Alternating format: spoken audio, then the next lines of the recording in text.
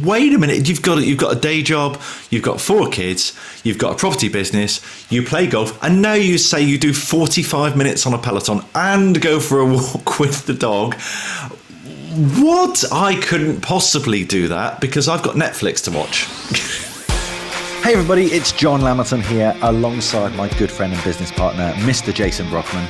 We are here for another episode of the Ambitious Lifestyle Business Podcast, where as always, it is our job to help you get more customers and make more money without just working harder.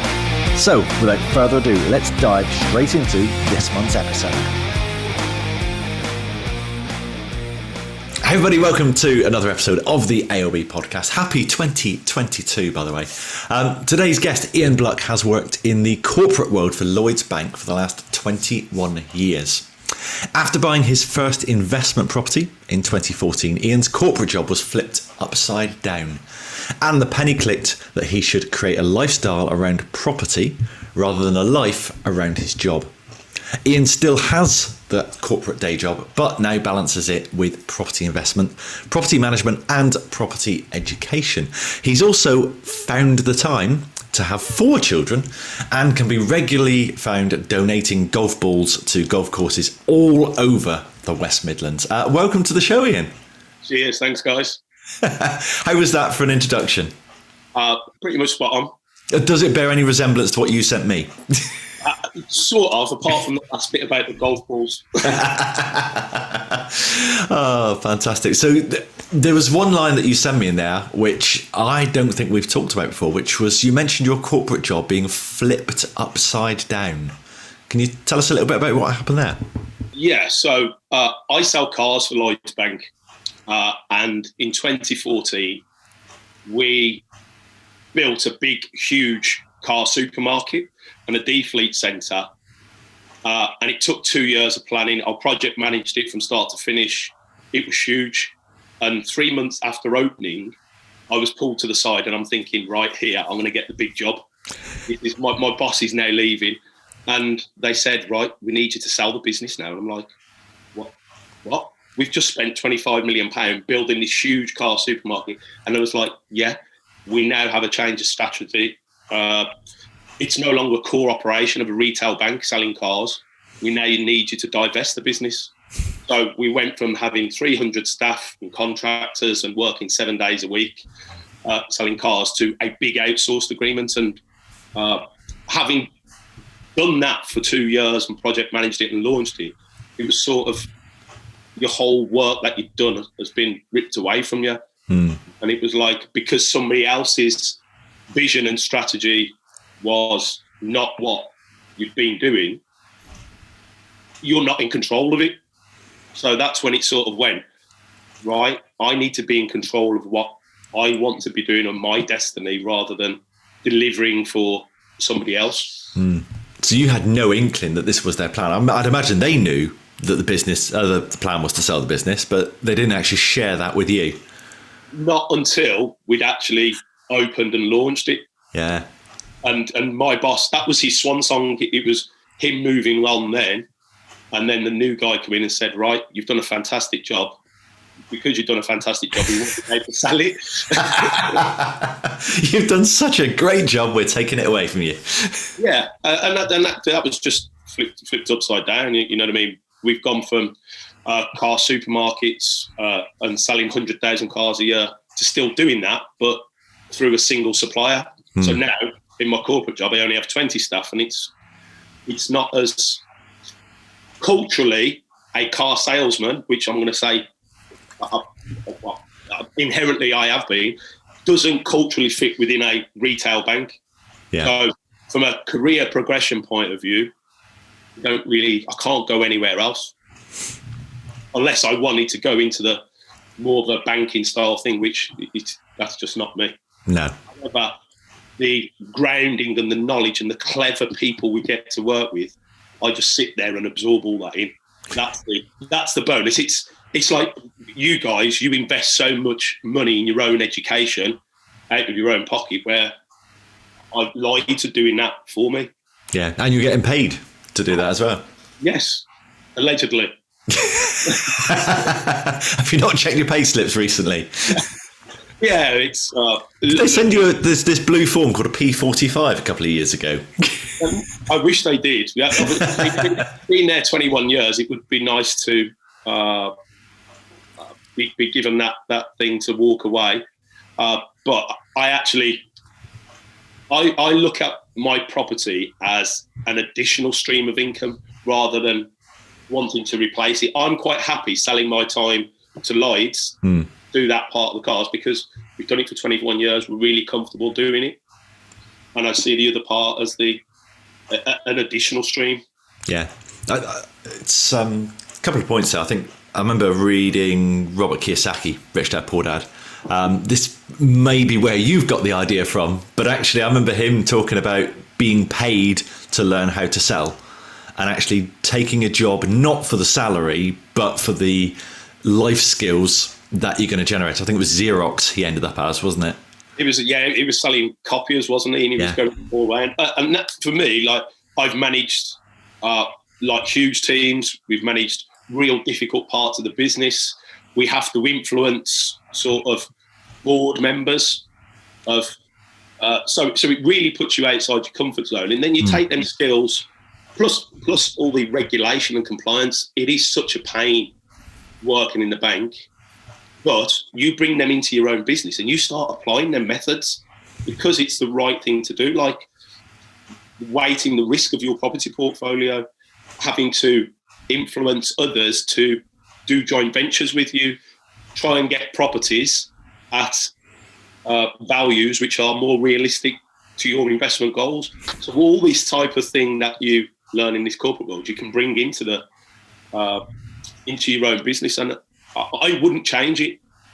I wouldn't. That part of learning for, I'd probably say 15 years of absorbing everything is really helped me on my journey.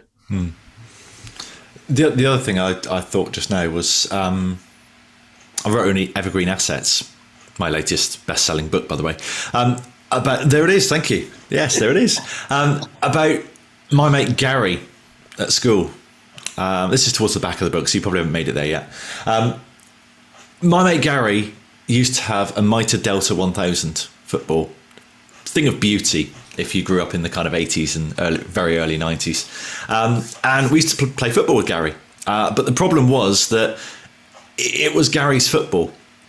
So if you wanted to know what the score was, that was up to Gary. And, you know, if what time does the game end? Well, it depends if Gary's winning. If Gary's winning, we can stop now. If he's losing, it's next go wins. And as long as he scores the next goal. Who's the captain? Well, it's Gary. You know, which end are we playing? But that's up to Gary. Basically, it was Gary's football. So Gary chose the rules. He moved the goalposts. That's what you've had with the corporate career, is ultimately you can moan and complain all you like about the project being taken away from you and the goalpost being moved, but ultimately it's their football, isn't it? Yeah, absolutely. And ultimately we're delivering somebody else's strategy. You can have a view and try and influence that, but I'll go back to cars are just a byproduct of the financial services that the banks offer. Yeah. So when it comes back, they've got this big piece of metal that we need to shift and recapitalise back into money, and they want that done as quickly as possible. So yeah, it was difficult, but one thing I've learned in the corporate world: there's always change, and don't be afraid of change. Just embrace it, whether you see it as good or bad. The quicker that you can accept it and get back on the journey of that upward curve, the better. I think both John and I have had the same kind of experience, really, with John's in the civil service, except they didn't really do a lot of change. And then myself in the National Health Service, it was kind of, again, that change was pretty often. But again, you're kind of delivering what everybody else is asking you to deliver, really, I guess. And whether you agree with the process or you don't agree with the process or you try to influence that process, ultimately, it's not yours, is it? No, and you go back to, it was 15 or 16 years of these people that I've worked with really closely, that I've actually grown up with, that I've become friends with, and you're either making them redundant or you're tubing across to somebody else where they might not want to go, and they see it as you doing it, but it's not you. You're delivering what you need to deliver for somebody. And that again, helped me learn a lot about sort of removing emotion from it. And then actually supporting colleagues through that and getting them new jobs or helping them understand the reasoning and rationale behind it. So again, you can go through all of these different events, but there's always some learnings and positives to take from it. So how or why did you fall into property as a reason, as a side hustle, a gig, as however you want to call it, or an additional stream of income? I've always... So my mum and dad always said, you've got to grow up, you've got to get into the corporate job, you've got to work 60 hours a week, because that's what we all have to do, because you've got to pay off your mortgage and pay into a pension. And I'm like, okay, but every time I looked at the Sunday Times rich list and things like that, it was everybody, well, the main people in there was something to do with property. So I bought my first one in 2014, a family home. I remember going to see it was up for £105,000. And it was all done out. I didn't need to have to do anything to it. And I was like, God, this is my first one. And then the agent phoned me about 5 minutes after I viewed it to say, was it okay? And I said, lovely. He said, oh, you want to make an offer then, don't you? I'm like, oh, yeah, £97,000. And I just hadn't put no thought into the numbers or anything. And I was like, shh, what have I just done there? And they come back and said, well, they want a bit more for it. And I'm like, well, that's my offer at the moment. A couple of days later, they come back and they said, You've got it, that they've accepted the deal. I'm like, God, what happens next now? And it was like, I'm not sure. It was just fear. And ultimately then, I think numbers off the top of my head, we was getting £600 a month rent. A capital and repayment mortgage was about £400 because I thought you had to pay the mortgage off. This was my first one. This is all I knew. And the management fee was about 10%. So I was probably walking away with about £120 profit. And I was like, okay. But after 6 months of a tenant going in there, no problems, my money coming into the bank, I paid off the mortgage. I was like, okay. So I had some savings and some shares from Lloyds. So I cashed them in and I bought my second one within 6 months. And it was, again, the asking price was £100,000. And there was loads of people at this viewing, and it was a really strange house. It had like 5 levels. And while I was there, I phoned the agent. I said, I'll offer asking price. And they was like, right, okay. I just offered asking price and I got it. And again, that was, I think, about £650 a month. So similar numbers, capital and repayment mortgage. You haven't discovered interest only by this point then? No, because it's still in my mindset where my mum and dad had said to me, you have to pay off your mortgage. Yeah. So I'm thinking, right, okay, I've got 2 now. And we actually remortgaged our own home then, took some more money out and bought a third. So within 18 months, we'd used up all my savings, we'd used up all my shares, we'd remortgaged our own home. But we had 3 properties, all of similar value, around £100,000, all of similar rental income. And I was like, okay, so with 3 properties now, mortgage being paid off, about £150 off each. How many of these properties do I need to be able to retire? And I'm going at £150 a month. Oh, wow. I'm going to need about 20 or 30 of these properties. And it was like, this is not how I envisaged it to be. How I'm going to find these £25,000 deposits for these 20 or 30 sort of properties. And we then had our second child on the way, and we was away in Lanzarote, and I was reading a couple of books, Simon Zucci, Property Magic, and Rob Moore and Mark Homer, 44 Secrets of Property Investing. And we was about to buy our dream home, big, huge mortgage. And while we was away on holiday, it actually fell through. We got gazumped. Oh, wow. And I was like, right, okay, I want to start taking this property investing a bit more serious. So I said to Sab, look, let's not mortgage ourselves up to the eyeballs. Let's scale back and buy somewhere still nice enough, but let's invest what we would have done into some more properties. And we bought number 4s and 5, but my nephew had gone and he'd educated himself on the Progressive Property Mastermind course, paid £18,000 for this course. And his strategy was serviced accommodation. And I was like, well, I've not really heard of this, isn't it? Don't you have to have a holiday home, be by the coast? And he was like, no, our strategy is we're targeting properties by the NEC in Birmingham. So the NEC is the National Exhibition Centre, where lots of trade shows and that sort of going on. And he said, what we're targeting is workers who are coming to stay for the trade shows. And instead of having hotels and there may be 6 people for their business having £100 per person per night, they can stop in our home for £150 per night and all 6 are in there. And I was like, okay, let's have a go at it. And it was actually really, really good. We've gone from £150 a month profit to £1,000 a month profit. Then all of a sudden you're like, oh, actually, I can see how property works and I can see how people now are really wanting to do this. Well, I actually seen how hard they was working. Service accommodation is like hospitality. The amount of changeovers, there was like 7 or 8 a month. The amount of cleaning that has to be done, linen that has to be done. And you're reliant on them doing a fantastic job, because if they don't do a fantastic job, you get a bad review, and that has a real impact on your thing. So I then started to focus on HMOs. And HMOs are houses of multiple occupancy. And that's sort of how our journey went on, from sort of standard buy-to-lets to now creating shared homes and renting out the rooms individually. One of the things I like about, because you've got a completely different ethos, I guess, than the typical HMO, which is a student flat, a student room, or whatever it is, isn't it? So you do something completely different, don't you?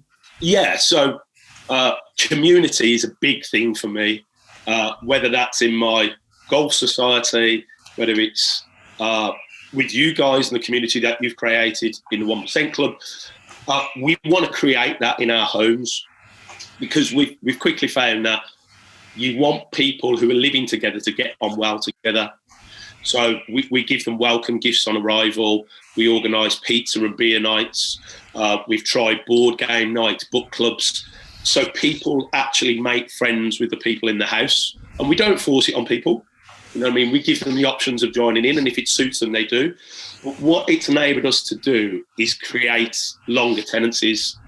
Like the average tenancy in our HMO tends to be around 6 to 9 months, where we're seeing people now stop between 13, 15, and even we've had people in our property since the beginning. So we take that as a big challenge to deliver a lifestyle and a service as well as a stunning room. It's just think about the lessons here for business owners listening, because we're always harping on about the importance of lifetime value, and the fact that if you can increase lifetime value of a client, that client becomes more valuable. You can then spend more to acquire a client. You haven't got to do the whole rigmarole of actually going around chasing new business. That's exactly what you've done with the HMOs there. What did you say, from 6 to 9 months up to 30 months. So the lifetime value of a tenant is so much more. That means that actually, yeah, you can afford to lavish pizza and beer and, probably better fixtures and fittings on those people, which then also increases lifetime value even further. What's happened is they've recommended our homes to people. And when we had a few changeovers recently, and it wasn't because people wanted to move out. A girl was pregnant, so we don't allow children in the rooms because the rooms aren't big enough and not that type of thing. So she moved in with a boyfriend, and somebody had got a job elsewhere in the country. But by the time they give us the notice, which is 4 weeks, within 3 days, we got their rooms filled. And so they're not moving in for another 25 days, but the rooms were filled. We'd worked with them housemates to say, actually, can we bring people into your room to view it even before you're moving out? And I thought, of course you can, because we've built that relationship up with them. We've got goodwill by delivering on all the stuff that we said we would. And it just helps that relationship. So instead of having maybe a 2-week, 3-week void, as soon as Tara moved out, we'd done a deep clean the following day, and the following day, our new housemate Jamie moved in. Fantastic. Seamless. Let's talk property myths. And you've already kind of touched on the biggest one that I have issue with, which is property's easy and it's completely hands-free. Right. So I'm not sure if I done a post, I think it was Monday. So I was doing my workout Monday morning and I got off my bike at 10:25 and I had 4 phone calls. Yeah. Picked up 4 messages. The first one is a house that was selling in Willenhall, which is not really our investment area, and it's our worst performing customer. And I call one of our houses my customer after reading the pumpkin plan. So I decided to sack that customer because it's not earning us as much as it should be. And we'd sold that house and it was all going through fine, but the sales fell through because the person who's buying it has failed affordability. So that was the first one. The second one was some of our housemates and the HMO. Ian, the cleaners didn't turn up yesterday. It's at the end of the 2-week cycle where it's done. Can you get onto them to get it sorted? Yeah, no problem. We'll find out what the issue was. Third one, I had a debt collector outside one of our houses because a council tax bill from when a changeover of tenancy for about 13 days and for a total of £45 hadn't made its way to us. They'd actually sent the debt bill to the house rather than our registered company address, so we couldn't pay it. But that had been going on for 18 months and nobody had got in touch with us. So we had to sort of pacify that. And then one of our social housings, where we home vulnerable people, had been attacked and some windows had been broke. So my Monday morning was spent sort of then. So property can be passive to an extent, and you can systemise all you want, but you are still going to get opportunities thrown in front of you to make happen, to make work. And it's yes, property can be really rewarding, but when people say it's purely passive, there's always some form of decision making and involvement that you're going to have. Definitely, and I blame Kiyosaki for this because I remember reading Rich Dad Poor Dad, and that's what made me want to become a huge property magnate. Because what was it he said? If you don't want to, unblock toilets, not a problem. You don't need to do that. It's like, yeah, but you still need to take the phone call, organise the plumber to come out and fix a toilet. And then when he doesn't turn up, you've got to deal with the angry tenant. And then when the tenant leaves and leaves you a negative review, you've got to deal with that. It's like, yeah. It's not quite as easy as that, is it, Robert? No, I'm going to throw one word in, and that's broadband. Oh, broadband. God. So I'll tell you the story about. So I've got a tenant who was it was first time he'd moved out home, right? And he was putting baby wipes down the toilet, and everything was leaking all underneath, and his carpet was soaking. Yeah. And he hadn't told us anything about it.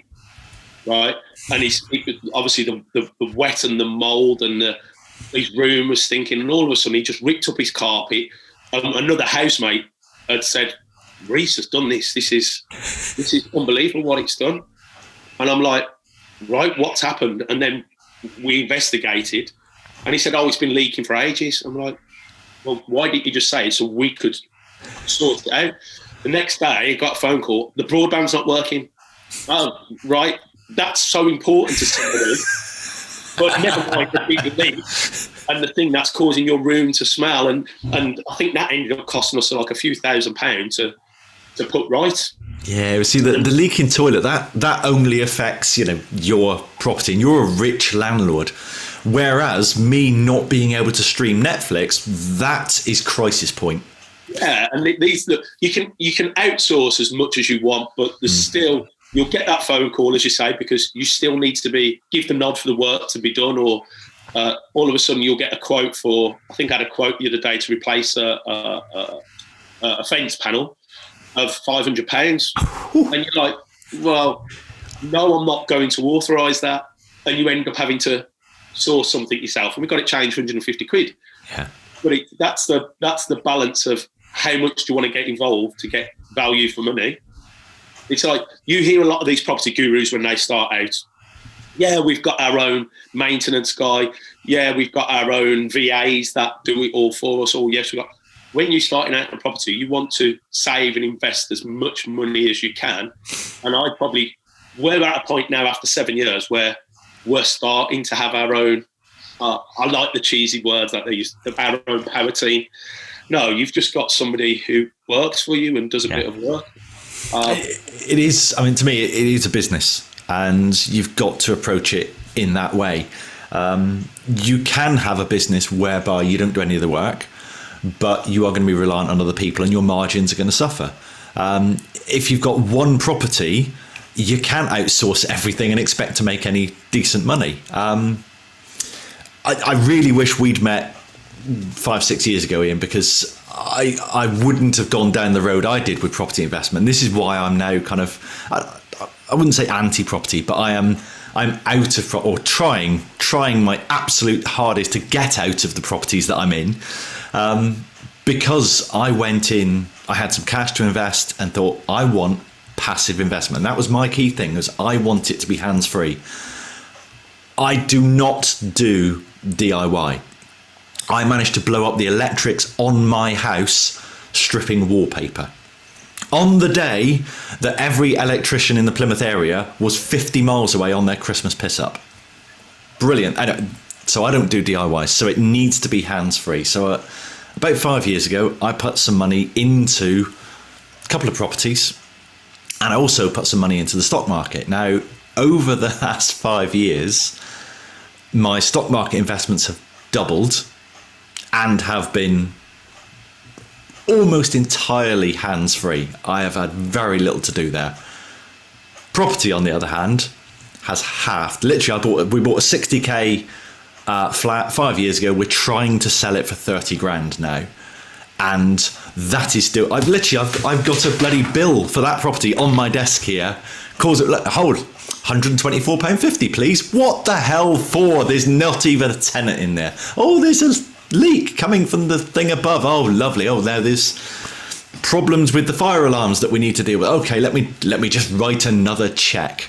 Sorry, I promised I wouldn't rant. 60k into the stock market, that's doubled.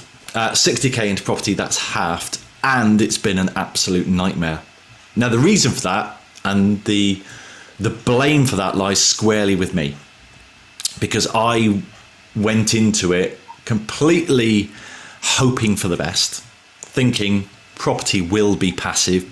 I've read all these wonderful accounts of how easy it is and how everyone makes money over the long term in property. So I just went with what I would now describe as sharks. Yeah, it's the same in anything for me. You've got to educate yourself, and there's many ways of doing that. I've paid thousands for myself and sat on courses. I've read books, listened to podcasts, gone to networking events. But the biggest thing for me was actually doing it and starting. And I'd call it it's a bit like riding your bike, or my dad said, you learn to drive once you pass your test and you're on your own in the car. Yeah. And property was like that for me, and making sure your numbers stack up, doing the due diligence and things in the area. And that's what I've just really documented over the past couple of months to say, right, these are the different types of investment strategy. Do you want to buy to let, which is you don't earn as much money, but you're not having as much of your time taken up, and it's a bit more longer term? Or do you want to start increasing your cash flow now and looking at serviced accommodation or HMOs, because the bigger cash flow, however, you've got 4 or 5 times the problems and the opportunities, because there's 4 or 5 times the tenants that are in that same house. And then going from that and making sure your numbers stack up. So is it in the right area? What sort of rental can you achieve? What are the capital growth opportunities? And it's making sure all of that stacks up. And then the hard bit is actually finding the deals and going out there. People always say to me, Ian, how do you find great deals? Are you writing direct to vendors? Are you in the estate agent's little back book? And I'm like, no, a good deal is a good deal. I'm not waiting around to find a great deal. I could be waiting forever. And how do I know it's a great deal? Because is there another great deal that's even better around the corner? I just find a good deal that stacks up, meets my investment goals, and sort of crack on. And if we have a few problems, let's learn from them and move forward. And we've just slowly built our portfolio over the last 7 years. And it's only now that we've started actually taking money out of the property business as a salary for my wife. Yeah. You snowballed it for 7 years, 8 years. Yeah, and that's when all of a sudden you turn around and you go, oh, wow, we've actually built something quite substantial here, which leaves a legacy for the children and hopefully gives them an opportunity to choose what they want to do as a future career or job, because they've got an additional stream of income. Yeah. Whereas I had to go out to work to earn that money because I had no other sort of options. Definitely. Jason and I have also not taken an income from our property business for the last 5 years, but for different reasons. We're not snowballing them, are we, really? No, our snow has melted. Literally, we're just looking at a bare hill. One of the things I think makes you a great 1%er, Ian, is this education thing, because you've mentioned it loads of times, whether that's from the corporate world, whether that's from reading books. You've just mentioned it then about getting into something like property. You need to do an awful lot of education and stuff like that.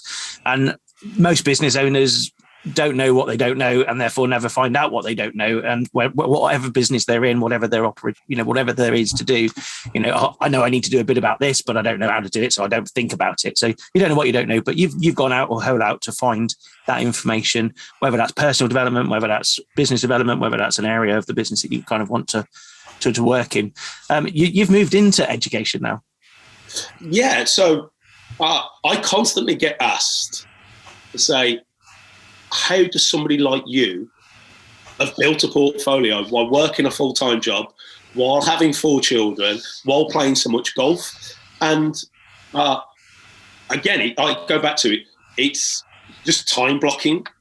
And I work on my property business just for 15 minutes each day.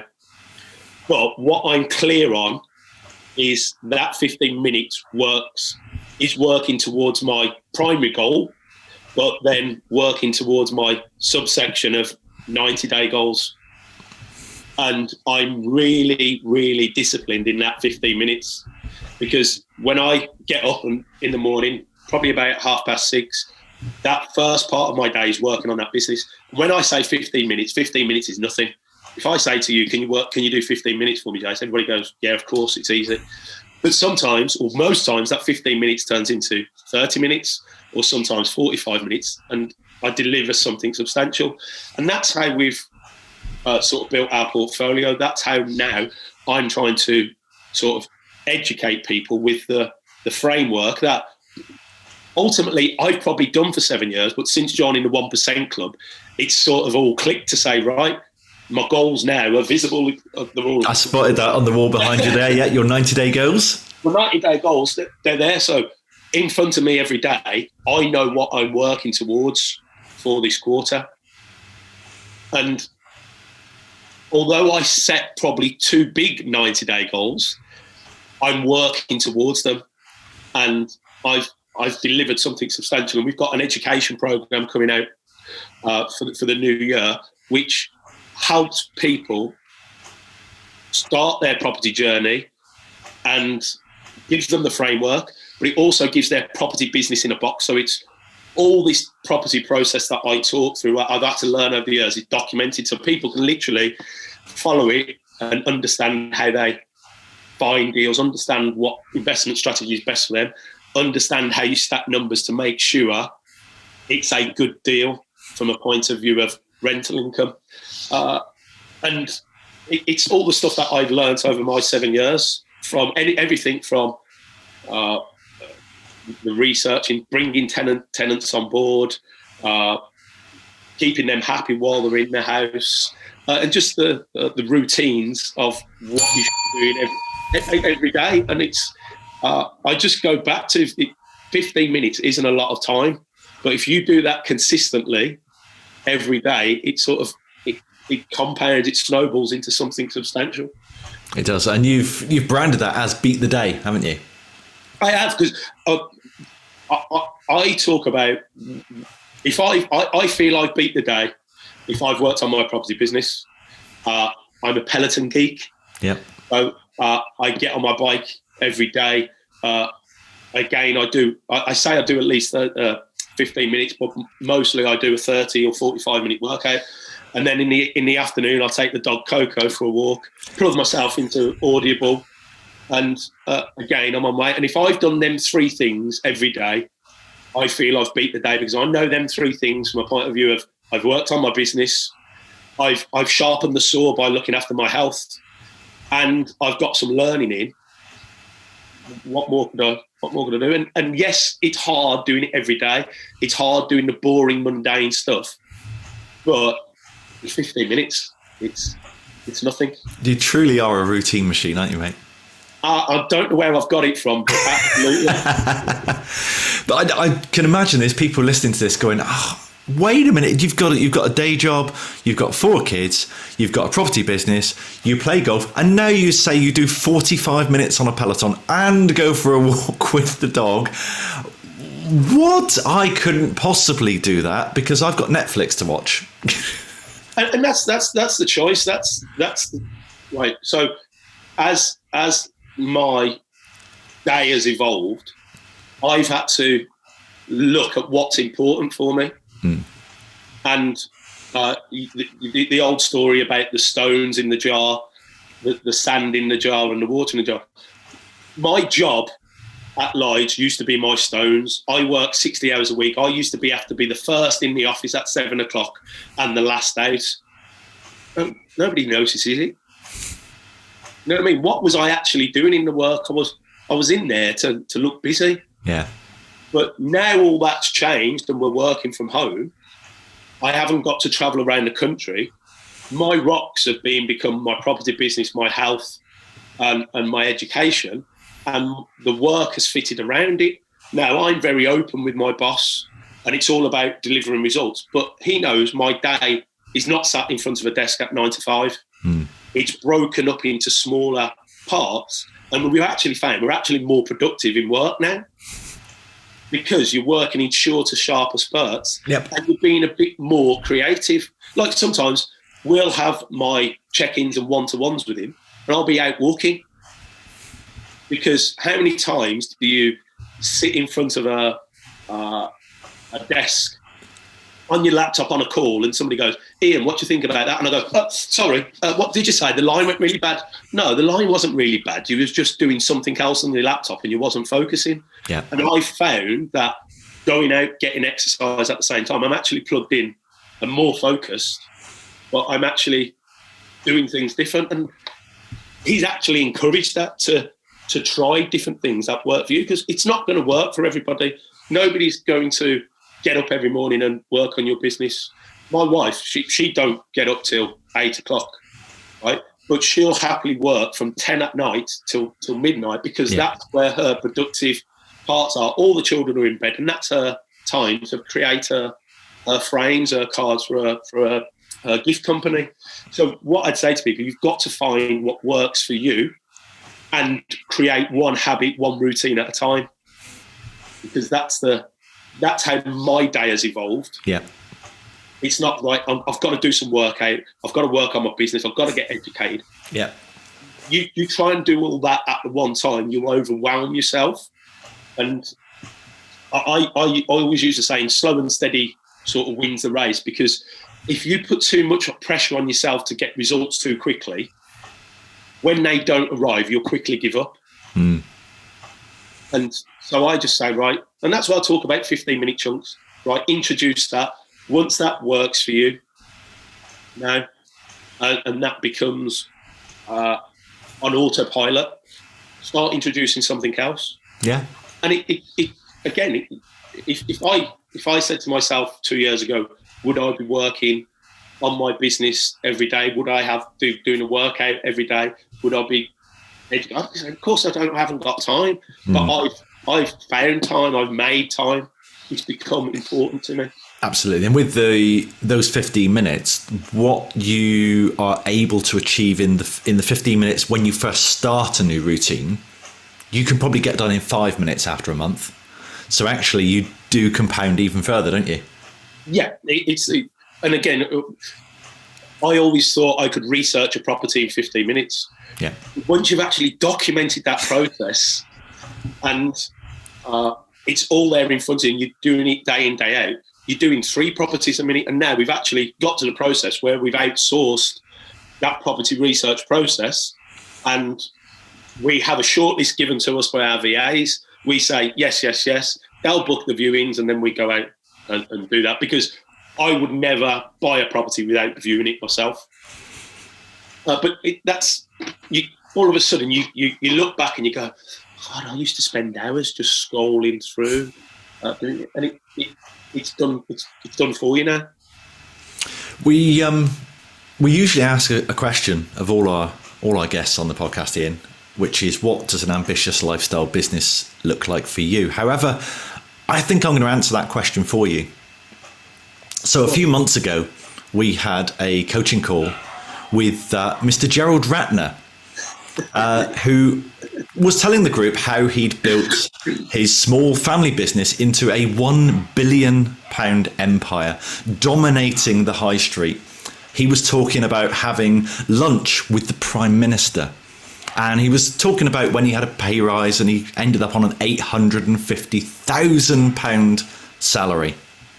But if you looked slightly to the left of Gerald Ratner, you saw Mr. Ian Bluck sat with his top off, sunbathing in Lanzarote next to a pink flamingo. Absolutely. And after writing the post on LinkedIn, Gerald Ratner even shared it. So he wasn't embarrassed by it either. No, not at all. But that was it. You were on holiday, but you were still, well, you were prioritising your holiday first and foremost, but actually learning whilst on holiday was also important. You found the time to say, actually, I've got the chance here to tap into multimillionaire Gerald Ratner and find out where he went wrong on his journey, and maybe course correct, maybe learn something new. Look, holidays are really important to me. I get to spend time with the family. I used to be able to sit down and read books on holiday, but that was a long time ago. Now, 3 kids? 7, 5, 3 and 1. My 4 kids is pretty difficult to do. But at that time, I was in Kids Club. It was an opportunity to sit there and listen to Gerald and his story. And it was great being able to ask him the question, would you rather have that multi-million-pound business and constantly buying and under pressure to deliver for your shareholders and your investors, or would you like what you do now, where you're going out on your bike, you're going for drinks with your family? What would you rather have? And I always remember his answer. He said, "How many ice creams can you have in one day?" Yeah, and it's all about that lifestyle piece and doing things on your terms. And that's why now I will play golf once a week without fail. I get to take my kids to school every day, and these little I run the Isaac's football team now. All that sort of stuff. If you'd have asked me 10 years ago, well, I can't do it because I'm in the office at 7 o'clock and I'm going to be really late at home. I'm going to pop in on the weekend just to see what's going on and how many cars we've sold. No, it's, my lifestyle is created now, and everything else, like work, fits around it. And it's important.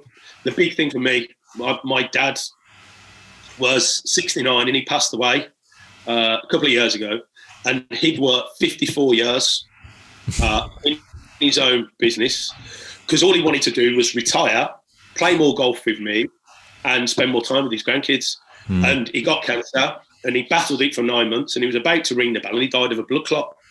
And I was like, wow, that's a big wake-up call that we need to be living our life now, not paying into a pension or not having no additional streams of income to enjoy our end of our life. Let's start putting it in place and making it happen now.